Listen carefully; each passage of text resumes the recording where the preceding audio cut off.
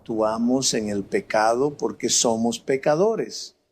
No es solo una acción momentánea, sino una condición profunda en nuestro ser.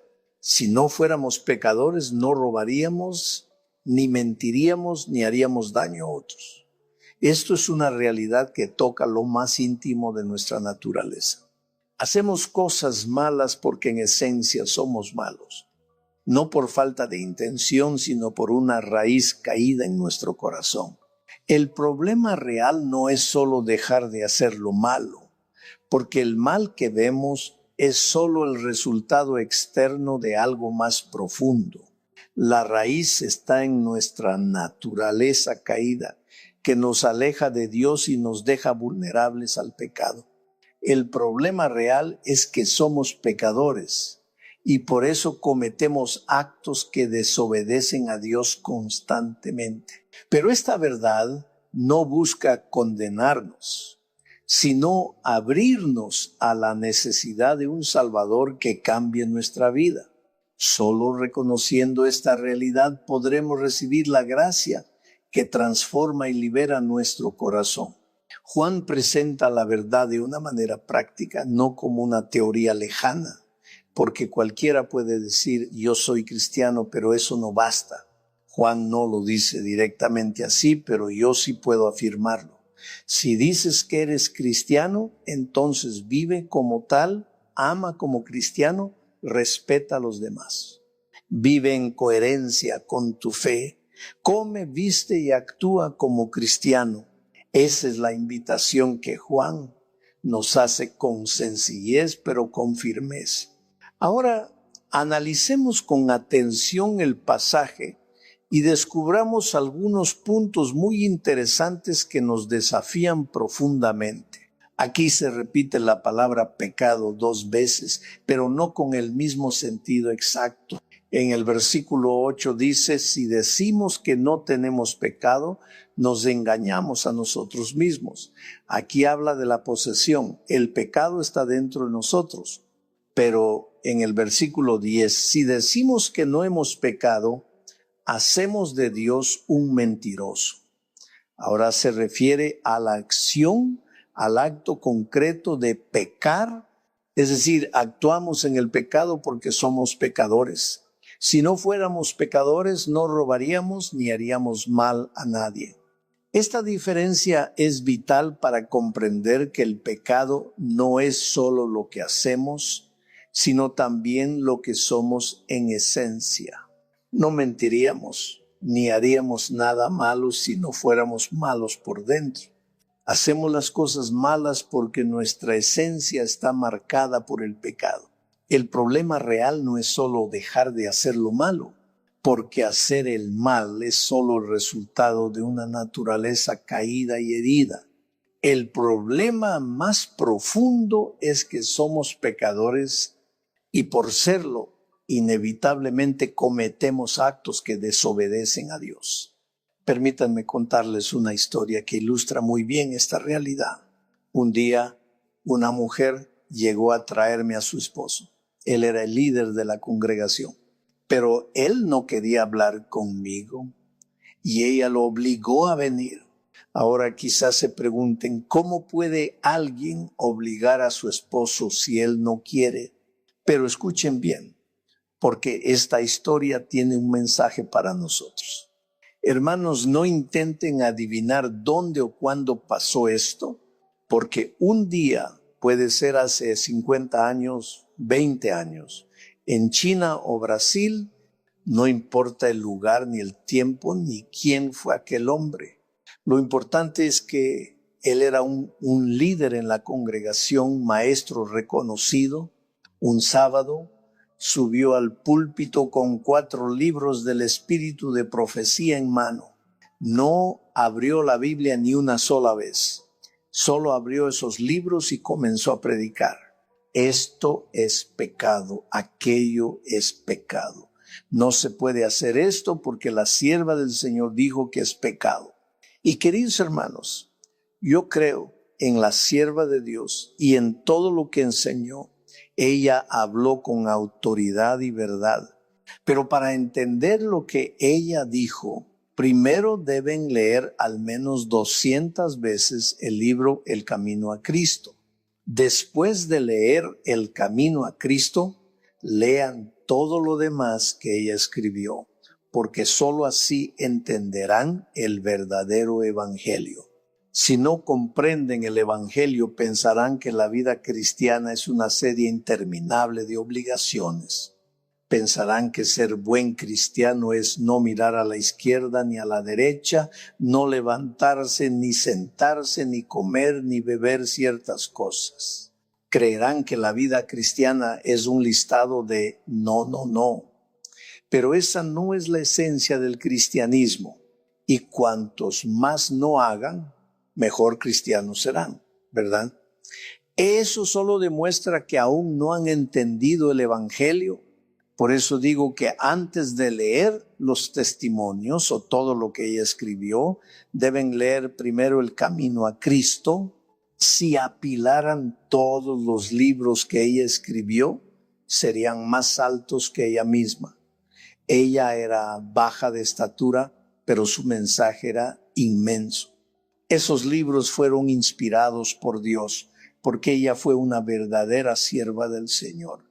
Pero sin entender primero el camino a Cristo, que es el resumen claro del evangelio, no podrán comprender lo demás. Así que este líder nunca había entendido realmente el evangelio. Por eso ese sábado solo decía, no. La iglesia permitía que el mundo entrara. Decía que los jóvenes estaban perdiendo, que la reforma y el avivamiento se estaban apagando. Se quejaba de que comían carne, de que hacían esto y aquello. Cuando el servicio terminó, volvieron a casa a almorzar. Su esposa había preparado la comida con cariño, pero el arroz no estaba bien cocido. Estaba pegajoso, no suelto, y a él le gustaba el arroz suelto. Ella lo había hecho el viernes, guardado en el refrigerador y luego calentado. Pero al probarlo, el sabor no le gustó. Y él pronunció una palabra grosera, una expresión que ningún cristiano menos un líder debería decir.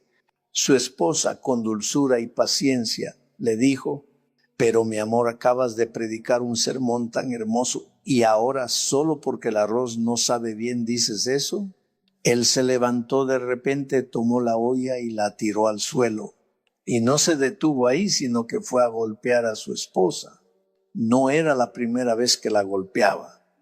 Desde el púlpito predicaba con firmeza que los cristianos no comen esto, no hacen aquello, ni visten lo otro.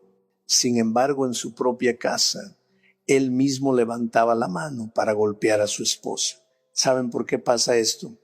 Porque él creía, y tristemente muchos piensan, igual que el lugar más fácil para ser santo es donde todos aparentan ser santos, es decir, en la iglesia.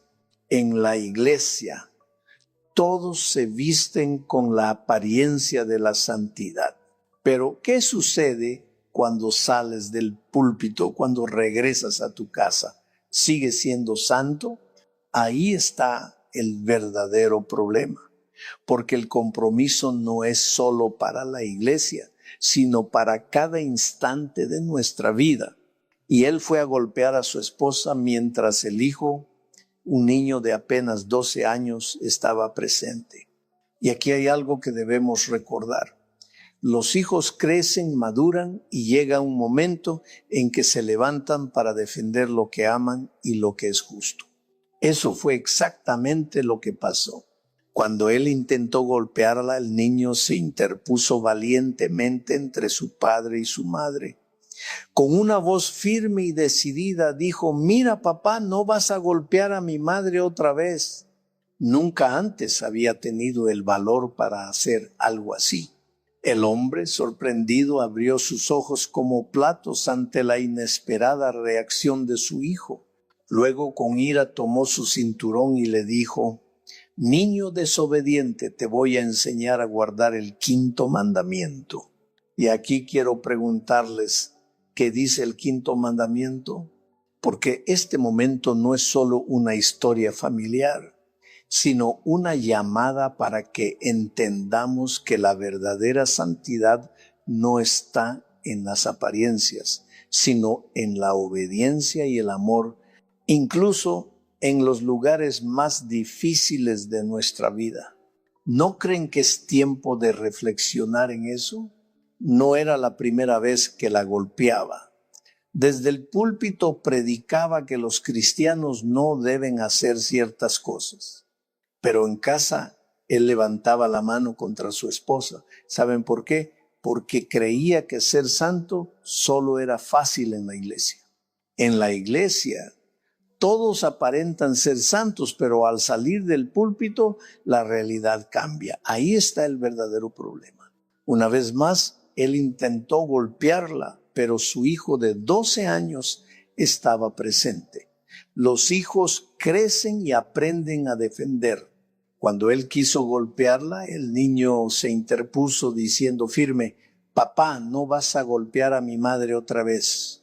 Nunca antes había tenido ese valor. El hombre se sorprendió y abrió los ojos grandes ante la reacción inesperada. Luego tomó su cinturón y dijo: niño desobediente, te enseñaré a guardar el quinto mandamiento. Y aquí les pregunto, ¿qué dice el quinto mandamiento? Porque esta historia nos invita a pensar que la santidad no es solo para la iglesia, sino para toda nuestra vida. No es tiempo de vivir esa verdad en casa, en familia, con amor y respeto verdadero. Honra a tu padre y a tu madre, dijo el Padre. Te enseñaré a guardar ese mandamiento como siempre hacía con todos. Él se especializaba en criticar, acusar, juzgar y atacar. Esa era su manera de enseñar, dura y sin amor. Mientras intentaba enseñar al hijo a guardar el quinto mandamiento, la esposa tomó su bolso y decidió irse. Al verlo, él corrió hacia la puerta y preguntó con enojo: ¿a dónde vas? Ella respondió con firmeza: voy a la policía. Él replicó: no puedes, porque somos cristianos y los cristianos no llevan sus problemas a la policía. Ella sin miedo le preguntó: ¿de dónde sacas esa idea? El espíritu de profecía dice eso. Le dijo él usando palabras que pretendían justificar su violencia. Pero el espíritu de profecía también dice que no puedes golpearme, ni insultarme, ni humillarme. Eso no es verdad. Ahora voy a denunciarte, dijo ella con valor. No puedes hacer eso, respondió él. ¿Por qué? Porque somos el pueblo de Dios. ¿Cómo podemos crear un escándalo? Así se justificaba, temeroso de lo que pasaría fuera de casa. Esta historia nos muestra la diferencia entre la verdadera fe y las apariencias, y cómo a veces el orgullo nos ciega. ¿Estamos realmente viviendo los mandamientos con amor y justicia, o solo con palabras vacías? Pero ella, con una determinación firme, decidió hablar claro y dijo: mira, solo hay una manera para que yo no vaya a la policía. Entonces él, intrigado, preguntó: ¿cuál? Ella respondió sin dudar: si me matas, porque si estoy muerta no puedo ir a denunciarte. Y lo miró fijamente con valentía: ¿estás dispuesto a matarme? Luego, con voz segura, agregó: porque si no lo estás, mejor quítate del camino que yo iré. En ese instante se dio cuenta, con una sabiduría profunda que no cualquiera tiene, que ese hombre estaba completamente en sus manos. Porque, mis hermanos, las esposas son más inteligentes de lo que muchos pueden imaginar. Ellas saben reconocer el momento exacto en que tienen a su esposo en sus manos y saben qué hacer. Y ese pobre hombre, sin darse cuenta, ahora estaba totalmente a merced de ella. Ella continuó con firmeza: Hay una segunda posibilidad para que yo no vaya a la policía. La primera, como dije, es que me mates. Pero veo claramente que no me matarás, me golpeas, sí, pero no me matas. Entonces, la segunda posibilidad para que yo no vaya a la policía el lunes por la mañana es que vengas conmigo a la oficina del pastor Bullón para hablar con él. Y en ese momento él pensó, la policía podría arrestarme, pero el pastor Bullón no. Esta es la realidad, hermanos, cuando nos enfrentamos a la verdad con fe y sabiduría. Porque hay autoridades humanas, sí, pero también hay autoridad espiritual que puede transformar vidas y corazones. ¿Sientes el poder de esa palabra? Cuando alguien se atreve a enfrentar la injusticia con valentía y con un llamado a la verdad, hay un camino para la reconciliación, pero hay que tener el valor para dar ese paso, y esa mujer sin duda lo tuvo. Así que ella decidió ir a ver al pastor Bullón. No fue una decisión fácil, pero fue firme. Es por eso que la mujer lo obligó a venir con ella. Él no quería, claro que no. Pero entre ir a la policía o venir a verme, terminó eligiendo venir a verme. Y así se sentaron frente a mí con un silencio tenso que llenaba la habitación. Ella comenzó a hablar con una mezcla de dolor y determinación.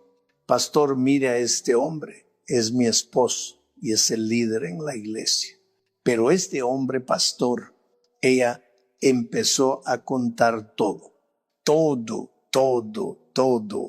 No dejó nada fuera, nada quedó en secreto. Hay momentos en la vida de un pastor cuando no queremos estar ahí, cuando el corazón pesa y la tristeza nos invade, porque en ese momento yo no tenía fuerzas para mirar al pobre hombre. Él se encogía más y más en la silla. Parecía querer desaparecer, hundirse en la vergüenza más profunda, porque él era el hombre conservador, el que siempre había cuidado la disciplina en la iglesia, el que se preocupaba por el avivamiento, por una reforma real y genuina. Y ahora allí estaba, sentado frente a mí, vulnerable y expuesto, un líder caído, enfrentando las consecuencias de sus actos. Mis hermanos, esto nos recuerda que nadie está exento de caer, pero también nos enseña que el camino hacia la restauración comienza cuando se enfrenta la verdad. Y ese es el primer paso para que Dios pueda actuar poderosamente en nuestra vida. Y cuando la esposa terminó de hablar, él levantó la cabeza con los ojos llenos de dolor y me dijo, pastor, mi esposa tiene razón. Todo lo que ella dijo es verdad. Pero ahora voy a confesar cosas que ella no sabe porque las hice cuando ella no veía, cosas que escondí, cosas que no debería haber hecho. Hago esto, aquello y lo otro. En ese momento la esposa abrió los ojos, sorprendida, no podía imaginar que su esposo hacía todas esas cosas. Y entonces el hombre comenzó a llorar, no en silencio, no con lágrimas contenidas, sino a gritos. Lloraba con el alma desgarrada, con un dolor que rompía el corazón. Lloraba tan fuerte que mi secretaria, preocupada, abrió la puerta para ver qué estaba pasando. Y él, entre sollozos, repetía una y otra vez, pastor, se acabó todo. Y luego me miró con un rostro lleno de derrota y me dijo, ya está, pastor, ustedes ahora ya lo saben todo, me voy de la iglesia. No quiero saber más de la iglesia ni de la religión, me voy. Y le voy a decir por qué. Porque, pastor, no se puede vivir la vida cristiana. No se puede. He sido un hipócrita. Es tan fácil hablar, tan fácil enseñar, pero vivirlo es otra cosa. Lo intenté, pastor, me esforcé, lo di todo, pero no se puede, simplemente no se puede. Y por eso me voy. Ya no quiero saber nada más de la iglesia. Pero queridos, ¿saben cuál fue el error de este hombre? Él no entendió lo que el apóstol Juan escribió. Y Juan dice, si decimos que no tenemos pecado, nos engañamos a nosotros mismos. Mis hermanos, Juan no está hablando aquí de los actos pecaminosos, sino de algo más profundo. Está hablando de la naturaleza pecaminosa. Y esta noche, con la ayuda de Dios, voy a explicarles qué es eso de la naturaleza pecaminosa, porque si no entienden este principio, no podrán vivir felices en la vida cristiana. Siempre llevarán una carga que no les corresponde. Siempre sentirán que están fallando, aunque amen a Dios. Voy a explicarlo con sencillez. Cuando Adán y Eva fueron creados, fueron formados con una naturaleza perfecta. Ahora ustedes me preguntan, pastor, ¿y qué es una naturaleza perfecta? Es la capacidad de seguir el camino de Dios sin esfuerzo, la inclinación natural hacia el bien, la habilidad de obedecer sin lucha interior. Miren esto, Adán y Eva no necesitaban forzarse para hacer lo correcto. Obedecer para ellos era tan natural como lo es para ti respirar.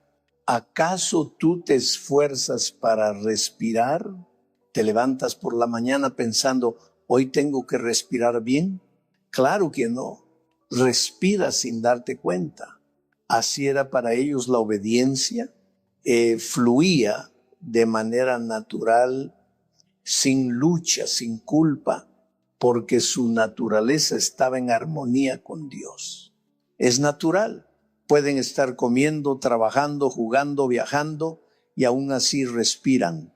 No lo piensan, no lo esfuerzan, simplemente sucede. Así era la obediencia para Adán y Eva. Cuando fueron creados, su naturaleza era perfecta. No había pecado en ellos. No conocían la culpa. No sentían vergüenza. Eran libres para amar y obedecer sin temor, sin lucha interior. Obedecer para ellos era como respirar para nosotros. No tenían que pensarlo, no se forzaban, era parte de su esencia. Hacer el bien era lo más natural de su existencia. Y entonces viene la gran pregunta. Si su naturaleza era perfecta, si no había pecado en ellos, ¿por qué pecaron? ¿Qué pasó en el corazón de dos seres sin maldad? Nosotros fallamos y decimos, pastor, no resistí la tentación, pero ellos no podían decir eso. No había mal dentro de ellos. No había inclinación hacia el pecado. Y sin embargo pecaron. ¿Por qué? La Biblia lo llama el misterio de la iniquidad. Porque un ser perfecto eligió rebelarse, actuó contra lo que era. Fue un misterio. Al desobedecer, Adán y Eva rompieron algo sagrado. Su naturaleza ya no era la misma. Y desde entonces todos los seres humanos nacemos con una naturaleza distinta, caída, débil. Desde Caín, el primero, pasando por Abel, y cada generación hasta la nuestra, todos llegamos a este mundo con una herencia triste, una naturaleza marcada por el pecado. El virus del pecado se instaló en nosotros. No lo vemos, pero está ahí. Vive dentro de cada uno. Nos inclina al mal, nos aleja de Dios, nos hace luchar desde el nacimiento. Hay una tendencia en nosotros, una inclinación que nadie nos enseña, pero está ahí. Una fuerza que nos empuja desde temprano hacia el pecado, principalmente hacia el egoísmo. Buscamos lo nuestro, queremos lo que nos gusta, lo que nos da placer, poco nos importa lo que Dios quiere, nos interesa lo que nos satisface. Esa es la naturaleza pecaminosa. Todos nacemos con ella, no hay excepción. Y con esa naturaleza, lo natural para nosotros ya no es obedecer, no. Lo natural es pecar. Así como respirar es automático, pecar también lo es. No lo pensamos, lo hacemos. Porque esa tendencia vive dentro de nosotros. Y comienza desde muy pequeños. Usted dirá, pastor, eso es exagerado. Pero no, se lo voy a probar. Usted tiene un bebé, es lindo, precioso, tiene 6, tal vez 8 meses. Y claro, es tierno, es dulce. Pero la Biblia dice que aún ese niño tiene una naturaleza pecaminosa, que el virus del pecado también está en él. Pastor, ¿cómo puede decir eso de mi hijo?, me dirá usted. Pero mírelo, si usted le ofrece el biberón y él no lo quiere, lo aparta. Pero apenas se lo ofrece a otro niño, ¿qué pasa? Ahora sí lo quiere y lo reclama. Se enoja, llora, no por hambre, sino porque es suyo. Y usted se ríe, le parece gracioso. Qué lindo, dice. Pero ahí, en ese gesto tan pequeño, ya está el egoísmo, ya está el pecado actuando. Qué lindo, ¿verdad? Pero, ¿por qué lo hace? Porque es egoísta, porque no quiere compartir. Aunque antes no lo quería, ahora sí, porque ya no es suyo. Así son los niños. Egoístas, pero sinceros. No lo esconden, no lo disimulan. Lo muestran tal como es, sin máscaras, sin filtros. El pecado se manifiesta tal como está. Cuando crecen, no dejan de ser egoístas, no dejan de ser pecadores, solo aprenden a esconderlo, aprenden a disimular, a maquillar sus intenciones, pero el pecado sigue allí, latente. ¿Quieren un ejemplo? Vamos a imaginar una mesa con 5 niños y 6 pedazos de pan. Cada uno toma uno y come lo más rápido que puede. ¿Para qué? Para alcanzar el pedazo extra, porque son egoístas y sinceros. No tienen vergüenza, no ocultan su deseo, lo quieren y lo demuestran sin reservas. Ahora pongamos 5 adultos en la misma mesa y los mismos 6 pedazos de pan. Cada uno toma el suyo, con educación, con buenos modales. Se sientan y comen. Terminan tranquilos. Todos miran el pedazo que quedó, pero nadie lo toma. Todos quieren, pero nadie se atreve a ser el primero, porque ya saben disimular. Uno dice, no, yo no lo quiero. Otro, no, gracias, ya estoy lleno. Y así, uno por uno, van negando su deseo. Pero todos lo quieren. Y lo más interesante es eso. Los 5 lo desean, todos lo miran, pero todos dicen, yo no, yo no, aunque por dentro lo anhelan. Entonces paso horas debajo del árbol, cortando una a una todas las naranjas, decidido a eliminar todo fruto amargo que no deseo volver a ver.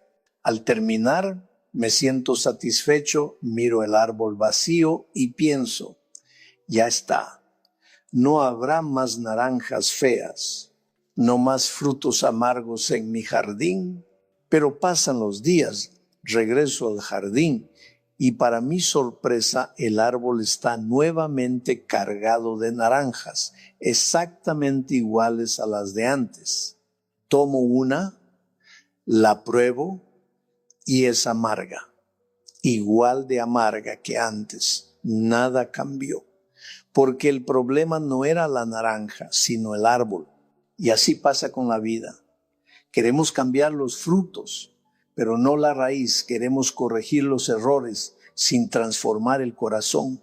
Podemos cortar los pecados uno por uno, pero si la naturaleza no cambia, los pecados volverán una y otra vez, porque el árbol sigue siendo el mismo. El árbol produce una naranja, la corto, pero mientras la estoy cortando ya sale otra. Corto esa también y de inmediato aparecen dos más en su lugar. Subo a cortarlas, bajo y entonces salen 4 más. Las corto con prisa, pero cuando creo que terminé, el árbol produce 8 nuevas, como si se burlara de mí. Y sigo cortando, paso la vida entera así. Cuanto más corto, más naranjas aparecen. Nunca se acaba. Nunca tengo descanso. Siempre hay más. Y entonces me doy cuenta de algo. Quiero eliminar las naranjas, pero lo estoy haciendo de la manera más tonta posible. Estoy perdiendo mi tiempo. Porque si de verdad quiero que no haya más naranjas en el jardín, solo hay una solución. Una sola. Cortar el árbol desde la raíz y cuando el árbol caiga, las naranjas desaparecerán para siempre. No volverán porque ya no hay raíz que las produzca, ya no hay fuente. Ahora escuchen bien, hermanos. Robar, mentir, ser avaro, traficar drogas, prostitución, homosexualidad y cualquier otro pecado son solo eso, naranjas, frutos, consecuencias de algo más profundo. Ustedes no son el árbol. El árbol es el pecado que vive dentro de ustedes. Esa naturaleza caída que heredamos desde Adán y que produce frutos malos todo el tiempo. Y Pablo lo explicó claramente. Escribió a los Gálatas, porque los frutos de la carne son ente. Y luego menciona cada pecado. Son frutos, no el árbol mismo. Pero, ¿qué hacen muchos cristianos? Empiezan a cortar frutos. He dejado de mentir, dicen. Ahora voy a dejar de robar. Y mientras dejan de robar, aparece otro fruto. Entonces aparece otro pecado. Lo cortas y aparece otro más. Sigues luchando, sigues cortando, pero el pecado no desaparece. Siempre regresa, siempre brota. ¿Por qué? Porque el árbol sigue ahí. El árbol del pecado está en el corazón. Mientras el árbol no sea cortado, los frutos continuarán apareciendo uno tras otro sin parar. Así que si realmente queremos eliminar el pecado, no basta con cortar los frutos. Hay que ir al origen. Hay que cortar el árbol del pecado dentro del corazón. Ahora volvamos al pasaje, hermanos. ¿Qué es lo que dice exactamente? Si decimos que no tenemos pecado, es decir, si negamos la existencia del árbol, si afirmamos que no hay mal dentro de nosotros, que no hay raíz pecaminosa, entonces nos engañamos a nosotros mismos. Y eso es lo más peligroso, porque lo peor que puede pasarte en la vida no es pecar, es vivir engañado, es pensar que estás bien cuando en realidad estás perdido, es mirarte al espejo y decir, oh, qué bien me veo, qué hermoso mi cabello, pero no tienes cabello, estás calvo. ¿Y qué tiene de malo?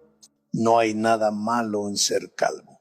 Lo malo es no aceptarlo, lo malo es mentirse a uno mismo. Engañarse, vivir en una ilusión que no es real. Y lo mismo pasa con la vida espiritual. Hay quienes creen que están bien, que cantan bien, que sirven bien, que viven bien, pero todo es una ilusión. Conozco a un amigo así. Él cree que canta precioso, solo él lo cree. y canta en su grupo convencido de que tiene una gran voz. Todos sienten lástima al verlo cantar, porque canta mal, muy mal, pero él piensa que canta bien y canta con entusiasmo, convencido de que tiene un talento especial. Nadie va a su grupo, la gente huye, pero él insiste, si nadie viene, igual seguiré cantando aquí. La gente corre no por gusto, sino por desesperación. Lo peor en la vida no es cantar mal, es creer que cantas bien cuando no es cierto. Es vivir en una mentira, en una imagen falsa de uno mismo. Engañarse a uno mismo es lo más triste. Pensar que eres rubio cuando eres moreno.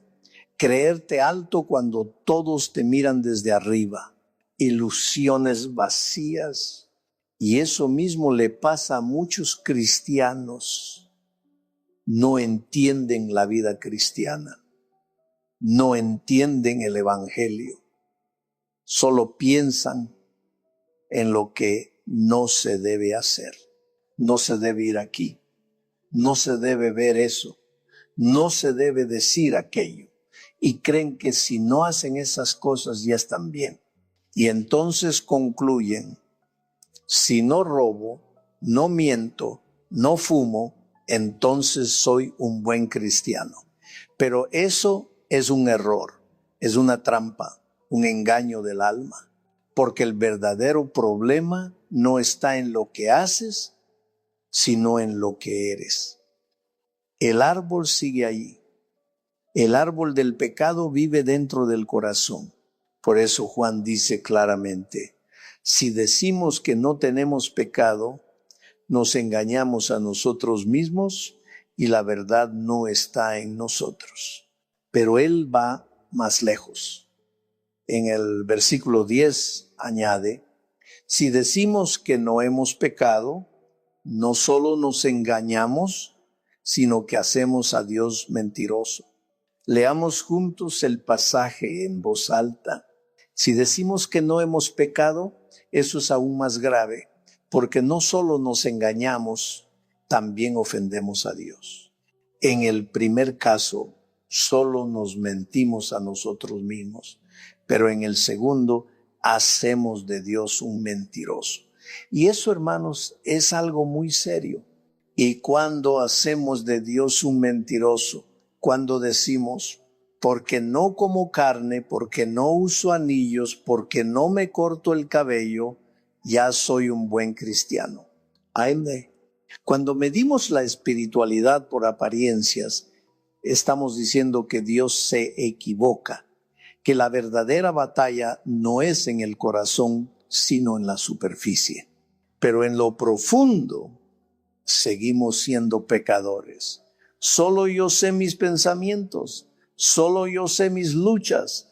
Hay cosas que jamás diré y aún así Dios las ve.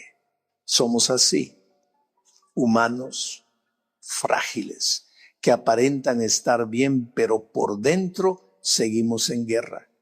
Con nosotros mismos, con el orgullo, con la envidia, con el juicio oculto. Y cuando alguien dice, quiero un avivamiento, quiero una reforma en la iglesia, ¿a qué se refiere? Casi siempre a cambiar el comportamiento, a corregir las conductas.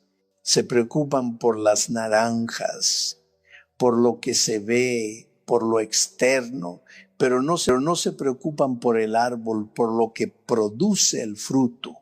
No piensan en los pensamientos, en las emociones escondidas, en las heridas del alma, en lo que está mal, no afuera, sino adentro.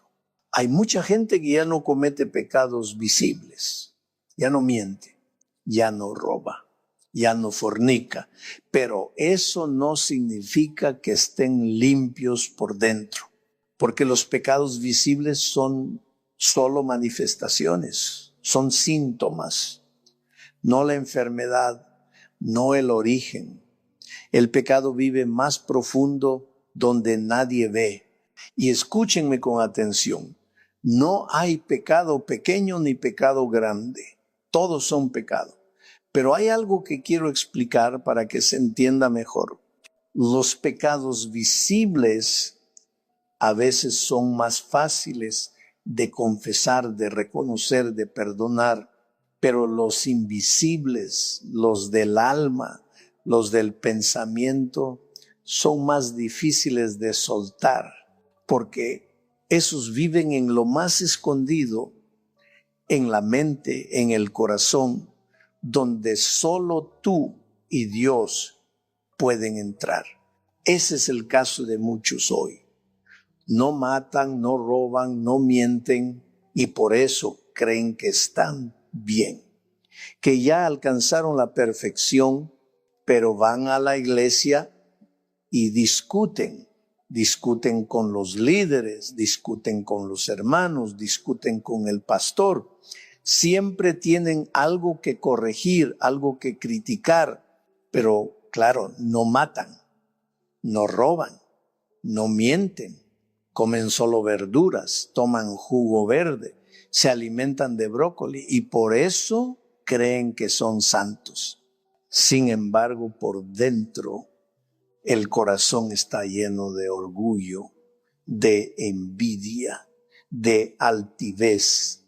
Y eso, mis hermanos, también es pecado, solo que más difícil de ver.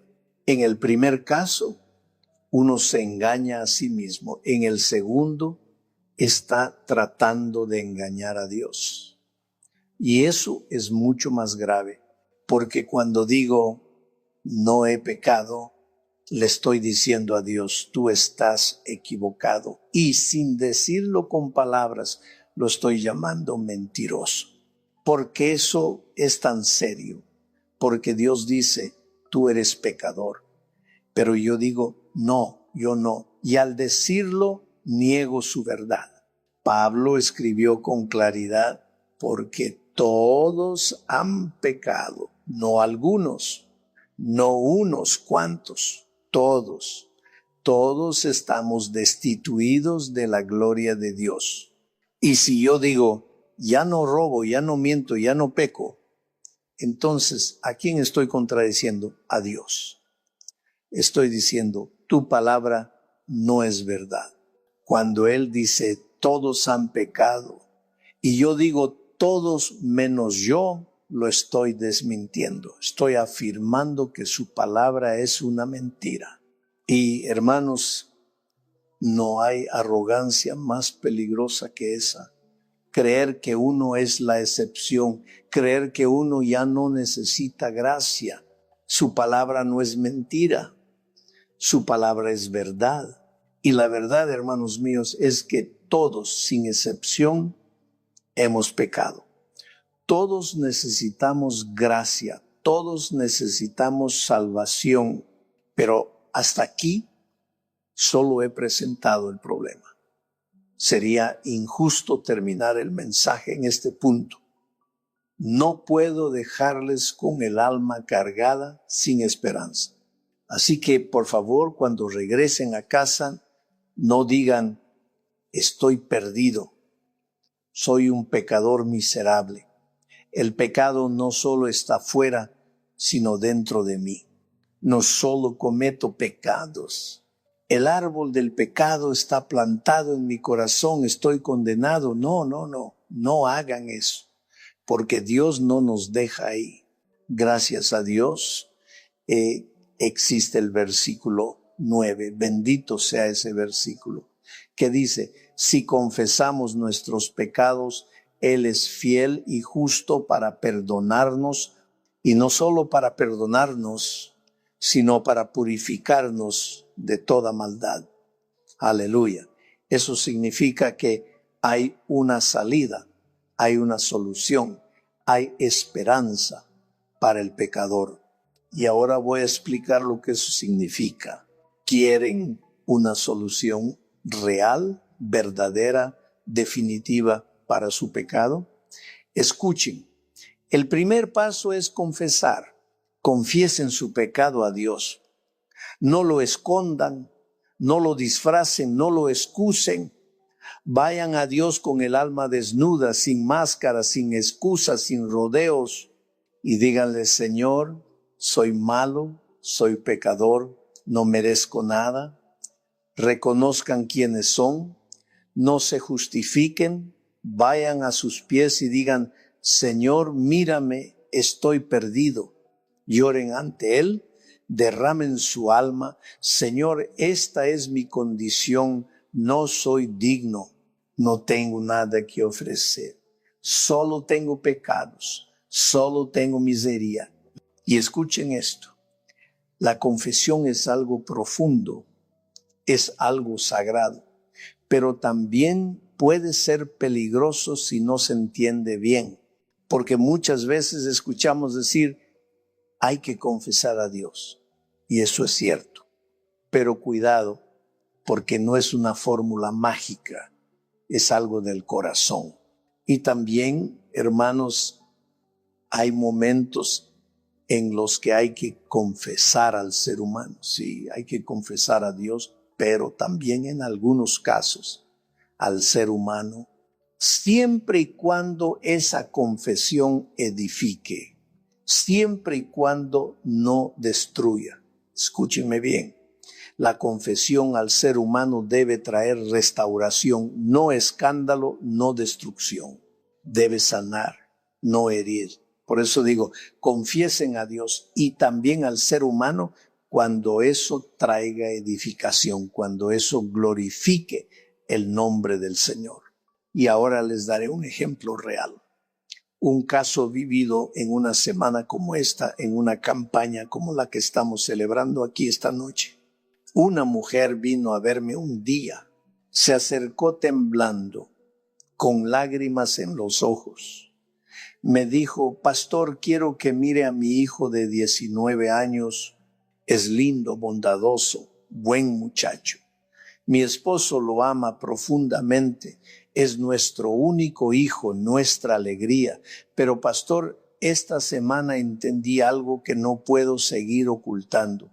He llevado un secreto casi 20 años guardado en mi corazón y ya no puedo más. Tengo que confesarlo, no por culpa, por liberación. Ese muchacho no es hijo de mi esposo. Y él no lo sabe, nadie lo sabe, solo yo. Y lo he llevado como una carga silenciosa. Pero esta semana comprendí que tengo que confesar. No puedo vivir más con esta sombra sobre mi alma. Tengo que decir la verdad. Debo confesarle a mi esposo, a mis amigos, incluso a la iglesia. Y si la iglesia decide quitarme el nombre del libro, está bien, no importa. Lo que importa es que yo esté en paz con Dios. Lo que importa es que mi alma esté limpia. Necesito confesar. Ese es un caso donde la confesión al ser humano no destruye, sino libera, donde no arruina, sino que sana. Y eso agrada a Dios. Han trabajado en agricultura, ¿verdad? Alguna vez habrán visto una raíz de árbol cortada, aparentemente muerta, sin vida, pero con el tiempo vuelve a brotar. Así también sucede con nosotros cuando venimos a Dios. Él nos perdona y no solo eso, destruye nuestra naturaleza pecaminosa. Gloria a Dios por su gracia. Pero después, con el pasar de los días, comenzamos a sentir dentro de nosotros deseos de pecar otra vez. Y entonces, ¿qué ocurre? Nadie lo dice en voz alta, pero muchos piensan: si Dios ya destruyó mi vieja naturaleza, ¿por qué sigo sintiendo esto dentro de mí? Y ahí es cuando necesitamos entender algo muy importante, porque Dios ha prometido perdonar, sí, y también ha prometido purificar, pero aún así seguimos sintiendo una lucha interior. El deseo de hacer lo que ya no queremos hacer. ¿Y sabes por qué? Te lo voy a explicar. Imagínate esto. Esta noche tenemos dos tigres salvajes, poderosos, y están peleando, luchando a muerte uno contra el otro. Pero yo los separo y a uno de ellos comienzo a alimentarlo. Le doy comida por la mañana, por la tarde, por la noche, agua, alimento, descanso. Ese tigre empieza a crecer, se vuelve fuerte, musculoso, su mirada es feroz, su cuerpo está lleno de energía, cada día más poderoso. Y al otro apenas lo alimento, solo un poco, una vez a la semana, tal vez los sábados a las 11 de la mañana, un pequeño bocado. Uno se fortalece, el otro se debilita, uno domina, el otro casi no puede levantarse. Y ahora dime, si los enfrento de nuevo, ¿quién ganará? Un poco de comida, nada más. Una alimentación escasa, ocasional, sin constancia, sin cuidado. Y entonces pasan 40 días en los que uno se fortalece y el otro se debilita. Después de esos 40 días soltamos a los dos tigres. Y ahora vuelven a enfrentarse, vuelven a luchar, vuelven a medirse, pero ya no están en igualdad de condiciones. Uno de ellos está sano, fuerte, lleno de vida, ágil, firme, listo para vencer. El otro apenas puede mantenerse de pie, flaco, con anemia, débil, enfermo, y entonces pelean, claro que pelean, porque mientras vivamos en este mundo hay lucha. La pregunta es, ¿cuál ganará? ¿Quién vencerá en esta batalla interna? No hay duda, hermano querido, ganará el que fue alimentado más. Ganará el que tú hayas fortalecido con tu atención, con tu tiempo, con tus decisiones diarias. Ahora escucha lo que quiero decirte y escúchalo con el corazón. Cuando tú te entregas a Jesucristo, cuando reconoces tu condición y vienes a Él en arrepentimiento sincero, cuando confiesas tus pecados, Él te perdona. Aleluya. Pero no solo eso, no solo perdona tu pecado, también hiere de muerte a tu vieja naturaleza. Él hiere de muerte ese árbol viejo que solo daba frutos amargos. Esa raíz del mal, ese tigre salvaje dentro de ti, y ese tigre cae muerto. Y si su muerte fuera definitiva, si ese tigre quedara sepultado para siempre, seríamos creyentes completamente felices. No habría más lucha, no habría más deseo de pecar, pero no es así. Porque aunque ese tigre esté muerto, todavía respira débilmente, todavía se arrastra, todavía susurra desde lo profundo de tu carne caída. Sales del templo, vuelves a tu casa y ese tigre va contigo. No se levanta, no ruge, pero tampoco desaparece. Es un cadáver que te acompaña en silencio. Ese tigre muerto seguirá contigo, dormido, callado, en estado de muerte, pero contigo hasta el día glorioso en que Cristo vuelva por segunda vez. Y es entonces, solo entonces, cuando la promesa se cumplirá en plenitud. La Biblia dice que esta muerte se vestirá de inmortalidad. Oh, gloria a Dios. Lo corruptible se vestirá de incorruptible. Esa es la promesa. Esa es nuestra esperanza. Pero hasta el día en que Cristo regrese, hermanos, vamos a seguir caminando con ese tigre muerto dentro. No se engañen. La vieja naturaleza no desaparece porque asistamos a la iglesia o nos bauticemos. Sigue allí esperando una sola cosa, alimento. Ahora bien, cuando ustedes se entregan de verdad a Jesús, cuando rinden el corazón y se colocan en sus manos, ocurre algo maravilloso. Jesucristo planta en ustedes su naturaleza santa, no una reforma exterior, no un maquillaje espiritual, sino una vida nueva, como una criatura recién nacida, frágil, pequeña, pero viva, llena de un deseo puro, hacer la voluntad de Dios.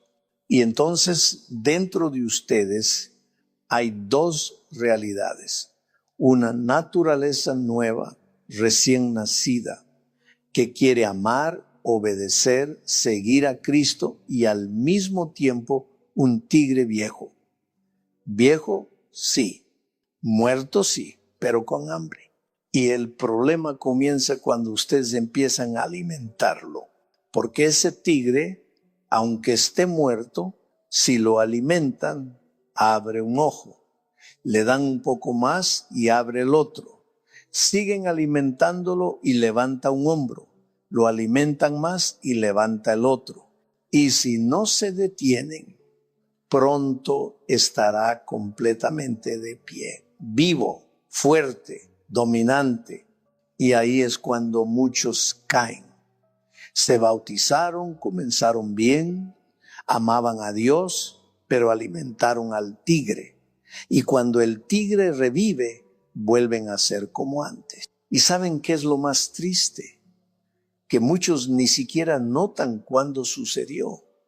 De repente se ven hablando igual, pensando igual, deseando lo mismo que antes. ¿Por qué? Porque dieron de comer al que debía permanecer muerto.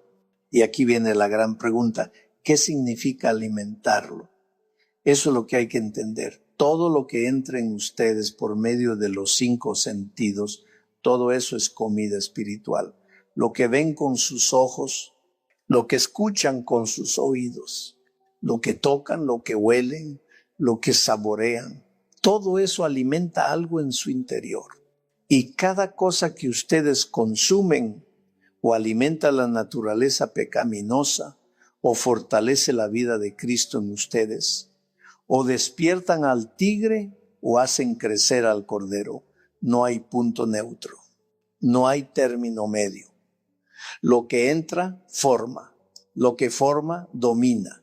Ese tigre bueno también necesita alimento. Todo lo que entra en ustedes a través de los 5 sentidos va directo al alma. Pero presten atención. Principalmente entra por los ojos y los oídos. Desde el momento en que se levantan hasta que se acuestan, están recibiendo información constantemente. Todo lo que ven y todo lo que oyen es comida. Y esa comida no es neutral. Alimenta a una de las dos naturalezas, la vieja o la nueva. Alimenta al tigre muerto o al Cordero de Dios que habita en ustedes. Por eso, esta semana muchos de ustedes vencerán pecados que no habían podido vencer antes. ¿Y saben por qué? Porque cada noche están recibiendo una dosis concentrada de alimento espiritual, una dosis de vitaminas celestiales. La naturaleza de Cristo está siendo fortalecida, está creciendo dentro de ustedes y comienza a dominar a la naturaleza pecaminosa. ¿Se dan cuenta? Cuando se alimenta bien, la nueva vida florece. Pero la campaña se termina y ya no alimentan más. Se detiene el alimento y entonces, ¿qué pasa? El tigre vuelve a tener hambre. Y si ustedes no siguen nutriendo el alma, el viejo hombre empezará a moverse de nuevo. Pero ¿podrían seguir alimentando la naturaleza de Cristo? Sí, claro que sí. Estudien la Biblia, oren, lean buenos libros, escuchen música que eleva el espíritu, alimenten la fe con cosas que traen vida. Muchos no se dan cuenta del poder que tiene la música. Y no estoy aquí para promocionar a Elisa, aunque ella tiene discos disponibles. Pero piensen en esto, van en el auto, camino al trabajo y ponen un CD, una canción que dice, a través del dolor aprendí. Y otra vez, aprendí a confiar en Dios, a través del dolor aprendí a confiar en Dios. ¿Saben lo que está pasando allí? Sin que se den cuenta, mientras manejan, mientras respiran, la naturaleza buena está siendo alimentada. El alma está recibiendo fuerza. El corazón se llena de fe. Y aunque enfrenten problemas, aunque haya dolor, confiarán en Dios. Porque lo que entra, forma. Y lo que forma, permanece. Porque la repetición constante de un mensaje lleva a la acción. Lo que tú repites una y otra vez termina grabándose en el alma. Repetición, repetición, repetición. Así es como el corazón se forma. Si repites muchas veces, a través del dolor, aprendí a confiar en Dios, terminarás creyéndolo. No solo lo recordarás, lo vivirás, porque la fe también crece con lo que el alma escucha cada día. Pero si en cambio repites otro tipo de mensaje, uno triste, uno oscuro, uno que te arrastra, terminarás actuando de la misma manera. Escuchas una canción que dice, estoy sufriendo, estoy borracho, dame tequila, esta vida no vale. Y sin darte cuenta, eso también se mete dentro de ti. Y lo que entra, alimenta. Alimenta al tigre bueno o al tigre malo. Alimenta la naturaleza de Cristo o fortalece la carne. No hay otra opción. La música, las palabras, las imágenes, todo lo que consumes o te acerca a Dios o te aleja de Él. Ahora, no sé cómo están las estadísticas aquí en este país, pero en Brasil, donde vivo, los datos son alarmantes. El brasileño promedio, en una nación de más de 200 millones de personas, ve alrededor de 27 horas de televisión por semana. Eso es más o menos 4 horas al día. ¿Y qué es lo que la mayoría ve durante esas horas? Novelas, programas que presentan una vida que parece normal, pero que no lo es. María, la chica del campo, Amor de perros y tantas otras. ¿Cuál es el mensaje que llevan? Adulterio, fornicación, homosexualidad, pecado envuelto en música, drama y romance. Y uno dice, solo estoy mirando, no me afecta, pero sí te afecta, porque todo lo que entra, forma. Todo lo que entra, alimenta. Todo lo que entra, tarde o temprano, se convierte en acción. Y eso, querido, puede destruir tu comunión con Dios sin que te des cuenta. Mentiras, intrigas, infidelidad, ese es el menú de cada día.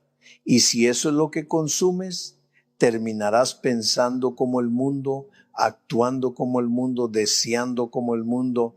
¿Y qué alimento entra en la naturaleza cristiana? Nada. Solo 1 hora en la iglesia el sábado, 1 hora a la semana. ¿Cómo podrás sobrevivir así la vida espiritual? Durante toda semana estás llenando tu mente con basura y luego el sábado le das una cucharada al alma, una sola, y aún así esperas victoria. Entonces, un día te acuerdas de Dios, haces una oración rápida, lees un versículo apurado y crees que eso será suficiente. Pero cuando las dos naturalezas se enfrentan, la naturaleza de Cristo está débil, no tiene fuerzas para comenzar la batalla. Y la otra, la naturaleza mala, está fuerte, nutrida, lista para dominar. y termina venciendo. Por eso la obra de Cristo no es solo perdonarnos.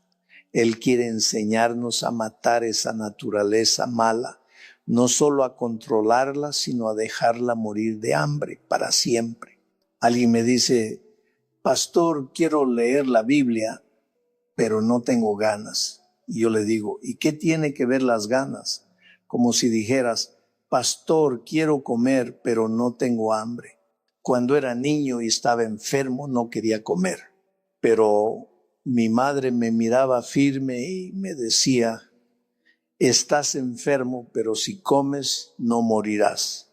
Aunque no tengas ganas, debes comer. ¿Tienen hijos pequeños? 3, 4 años. Hay momentos en que no quieren comer, ustedes lo saben. El niño no quiere abrir la boca, se tapa, se esconde, llora. ¿Y qué hacen ustedes como padres? Se ingenian 1000 maneras para que el niño coma. Le cantan, lo pasean, lo engañan un poquito, pero hacen lo necesario para que se alimente. ¿Por qué? Porque si no come, muere. Así también es con tu alma. A veces no tendrás ganas de orar, ni de leer, ni de buscar a Dios, pero debes hacerlo. Aunque no sientas nada, aliméntate. Aunque estés seco por dentro, ora. Aunque no entiendas, abre la Biblia. Porque si no comes, espiritualmente estás muriendo. Entonces los padres inventan juegos. ¿Recuerdan? El avión viene. Vamos, hijo, abre la boca. Ahí viene el avión. ¡Qué tontería! Pero funciona. ¿Por qué? Porque el niño necesita comer. Aunque no tenga hambre, aunque no tenga ganas, debe alimentarse. Porque si no come, se debilita, se apaga, se enferma y la vida comienza a perder fuerza. Hoy ya no hacen el juego del avión, no. Hoy encienden esto, un teléfono, una tablet, un video. El niño está concentrado mirando la historia y la madre aprovecha cucharada tras cucharada y el niño ni sabe lo que está comiendo. Está hipnotizado con la pantalla. Ya no hay avión, ahora hay dibujos. Antes tampoco había avión, al menos en mis tiempos. ¿Saben qué tenía mi mamá? Una chancla. Yo decía, ya no tengo hambre. Y ella respondía, aquí está la chancla. Yo decía, no me gusta la verdura. Y ella, no es para que te guste, es para que comas. Y aprendí a comer verduras y también a comer chanclas. Pero escúchenme, Dios no es así. Dios es bueno. Y porque es bueno, Él no te lanza la chancla. Pero si fuera como mi madre, ay, ¿cuántos de ustedes habrían recibido ya su buena corrección? Porque pasan el día entero y no han abierto ni una sola vez la palabra de Dios. Y luego llega la noche y están cansados. No, Señor, hoy no, mañana. O dicen, no me gusta leer, me aburro, no siento nada. Pero han pasado todo el día alimentando la naturaleza equivocada. Y aún así Dios es paciente. Él no te castiga con chancla. Te espera y con amor te dice, hijo, si no comes, morirás. No lo ves hoy, pero tu alma se debilita. Porque la palabra no siempre es sabrosa al principio, pero es vida, es alimento. Y aunque no tengas ganas, aunque tu carne diga que no, necesitas comerla. No para entretenerte, no para que te guste, sino para que vivas, porque quien no se alimenta del pan de vida, tarde o temprano, se aleja de Dios sin darse cuenta.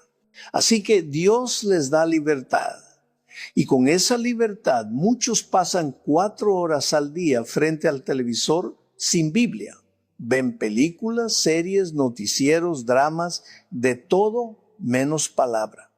Y después se preguntan, ¿por qué me entregué a Jesús? ¿Por qué me bauticé y aún sigo cayendo? Es sencillo, queridos. El tigre está vivo. Cuando te entregaste a Cristo, estaba muerto, pero tú lo alimentaste y revivió.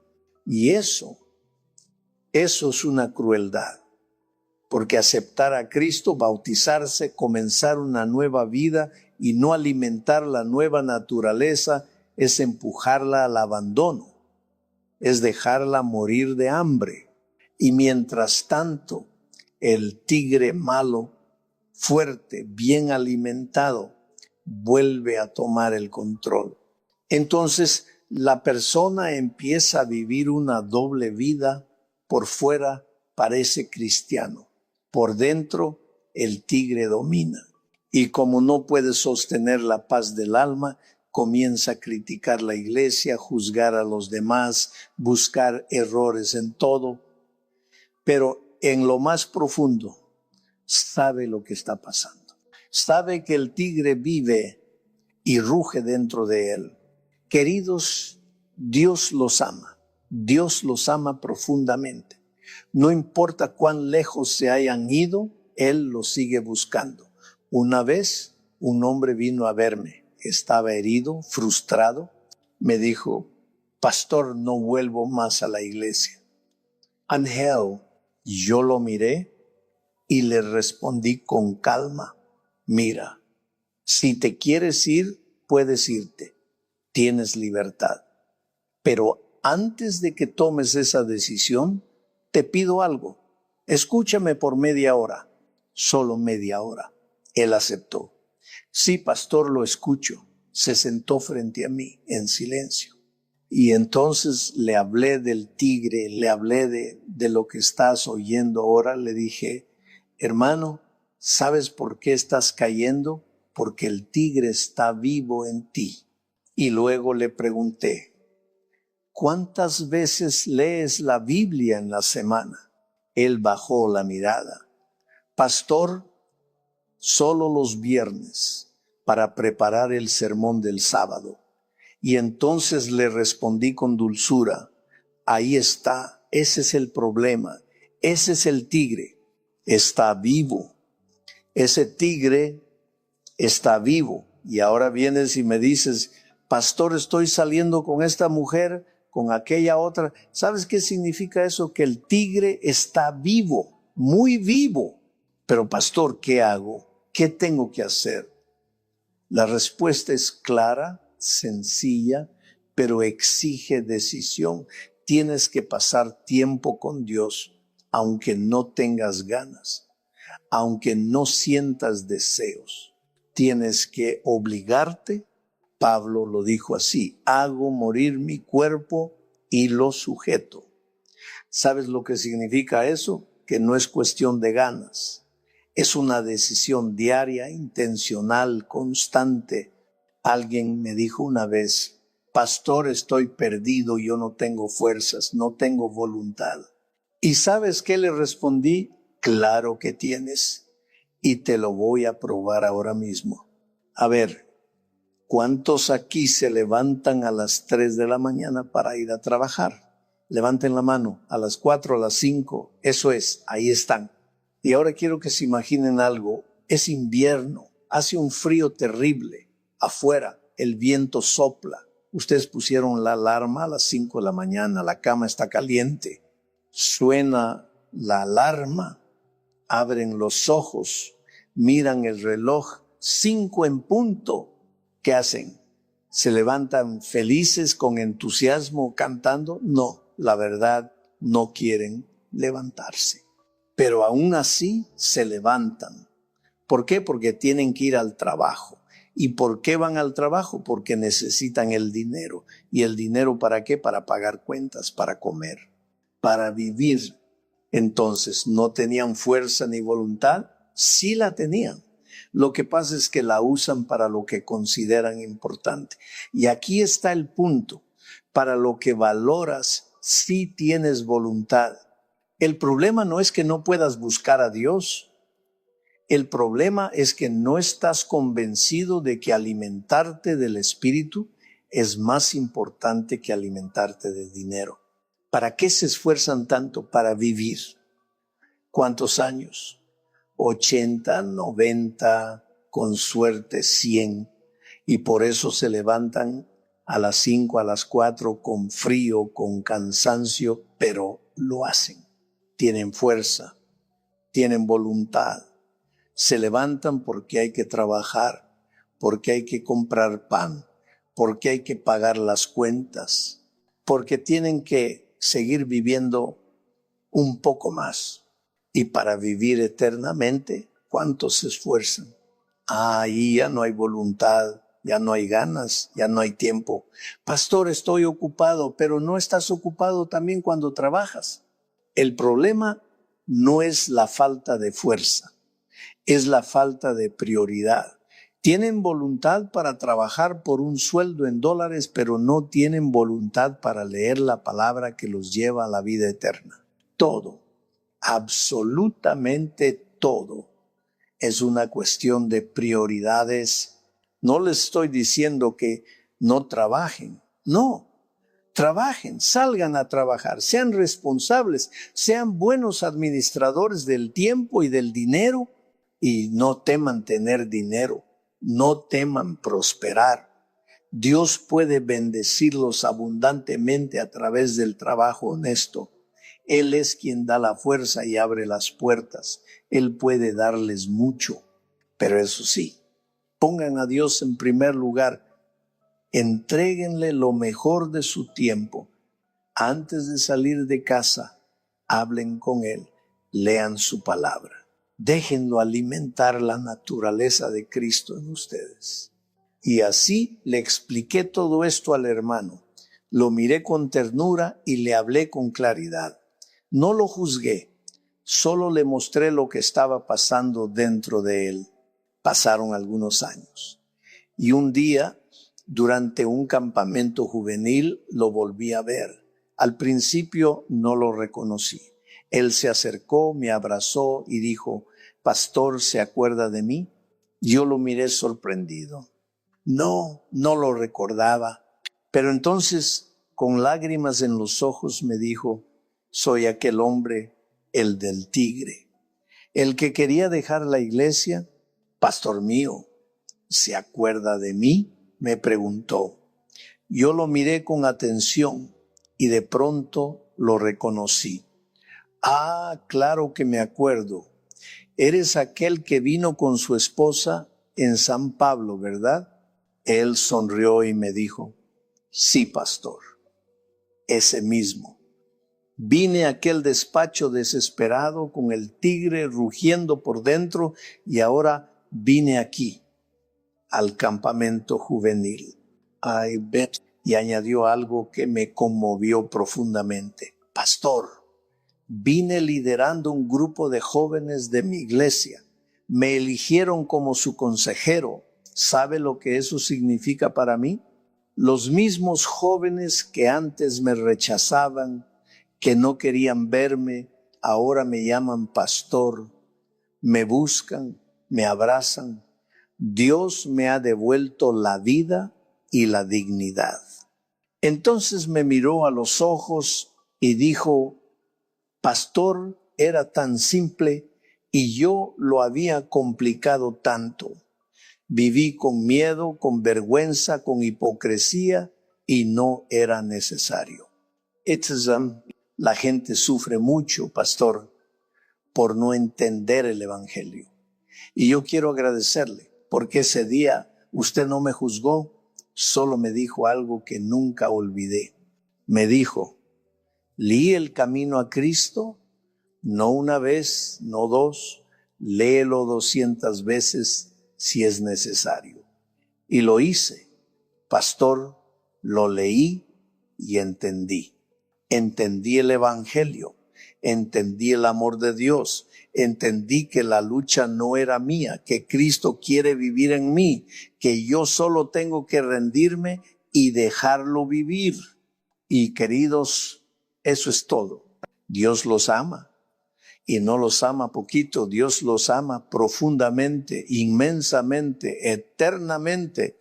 Ustedes son preciosos a los ojos de Jesucristo. ¿Cómo los ama Dios? Con un amor que no se puede medir.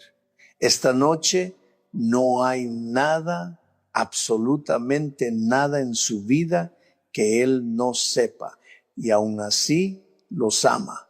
Él conoce tus luchas, tus caídas, tus pensamientos más ocultos, y no te rechaza.